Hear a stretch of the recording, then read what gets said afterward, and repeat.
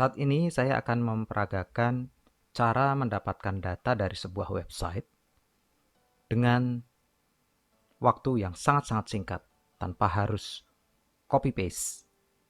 Saya mengambil contoh di sini adalah data akreditasi pendidikan tinggi di Indonesia yang saya ambil dari website Badan Akreditasi Nasional, atau teman-teman juga bisa mencari data ini dari website banpt.or.id, kemudian tinggal pilih menu data akreditasi, pilih institusi terkini. Nah, di sini Anda bisa melihat ada tabel berisikan nama perguruan tinggi, peringkatnya atau akreditasinya, kemudian nomor SK, tahun SK, dan seterusnya. Total ada sekitar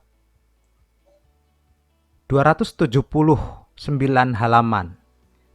Untuk satu halaman menampilkan 10 baris, berarti ada sekitar 2780 entries atau baris. Bagi yang tidak tahu caranya, biasanya hanya memilih atau select all, ya, memilih tabelnya ini, datanya kemudian di select all, kemudian di copy paste ke Excel atau ke aplikasi lain untuk data.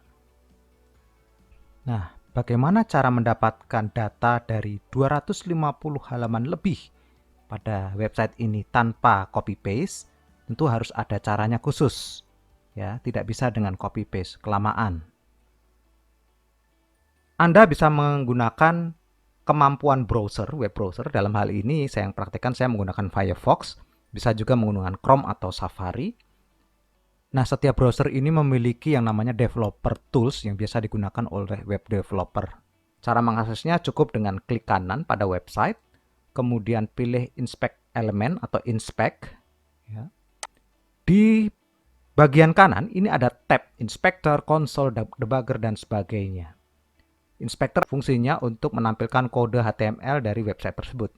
Sementara data yang ingin kita cari biasanya dalam file terpisah. Kalau di website itu format datanya macam-macam, ada file JSON, ada file CSV, ada file JavaScript, dan sebagainya. Nah, file data itu biasanya munculnya di bagian network. Atau kalau belum muncul seperti ini, misalnya saya kecilkan. Kalau munculnya seperti ini bisa diklik tanda panah ini, kemudian pilih network. Nah, secara default dia akan menampilkan halaman all seperti ini. Harusnya yang di sini itu isinya adalah file-file yang dibutuhkan untuk website ini supaya tampil seperti ini. Filenya ada banyak sebenarnya, nggak cuma satu. Ya. Nah, sementara file datanya biasanya munculnya di XHR. Ya, XHR itu XML HTTP request. Ya, singkatannya itu. Jadi semacam request atau permintaan kepada server untuk mengambil datanya. Oke, saya klik bagian XHR. Di sini memang tidak muncul apa-apa. Ya. Tetapi kalau kita refresh website ini, kita refresh, klik refresh, reload, maka akan terlihat data seperti ini. Ketika klik, kemudian kita pilih response, maka ada data di sini yang namanya JSON, JavaScript Object Notation. Inilah data yang dimunculkan dalam bentuk tabel di website. Ya, Anda bisa mengeceknya apakah Politeknik Nasional Denpasar ini ada di sini, nanti bisa dicari di bagian tabel. Tapi inilah datanya. Kalau kita mau melihat file data ini saja, kita bisa klik kanan, kemudian open in new tab. Coba diperhatikan. Inilah format data JSON, JavaScript Object Notation. Ini bisa dilihat dari tanda-tanda kurung kurawal, tanda petik 2, tanda titik 2, dan sebagainya.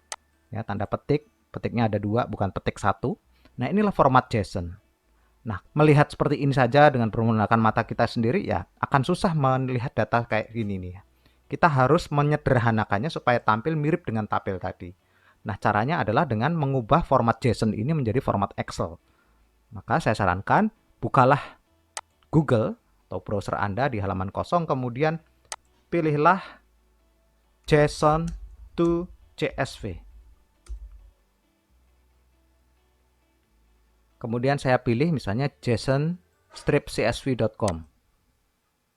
Nah, di sini ada pilihan apakah kita mau upload file JSON atau kita mau menempatkan URL. Nah, saya akan pilih yang URL karena tinggal copy paste aja. Ini URL yang tadi.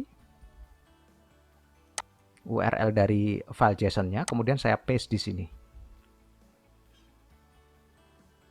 Sudah muncul di bawahnya, persis seperti tabel tadi, cuman ini lebih seperti Excel ya, seperti Excel.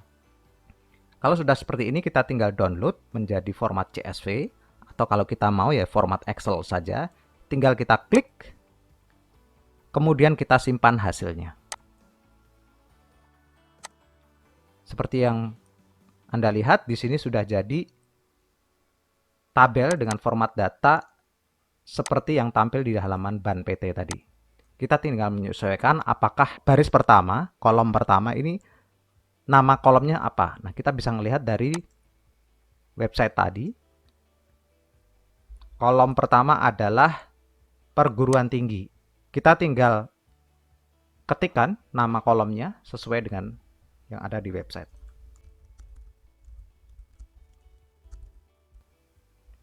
Seperti itu, mudah bukan? Silahkan dipraktekkan.